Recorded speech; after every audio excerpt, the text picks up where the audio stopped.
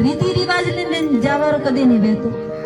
અને જો બી દીકરીઓ પીરનો પક્ષ રાખે કે બે જીવન में કદી સુખી નહીં હંમેશા સસુરાલનો પક્ષ રાખવું. કારણ કે જેડું બી હે જણદંતી થી આ ઘર સોડો વણદંતી થોરો પરિવાર આ નહીં કહેરાતો પછી થી એટલે મહેમાન કહેરાઓ. અને જો ધકલો પરિવાર હે ને वो થોરો પરિવાર કહેવાય. પછી તકી જો થોડા સંતાન વેવો ઘણો રે નામથી ઓળખાય અણ પરિવાર ના નામથી ને ઓળખાતો. અણ વાસ્તે જણ ઘર में જાયેલા માટે 100% ઓફરું સમર્પણ વેણું સ્વી છે.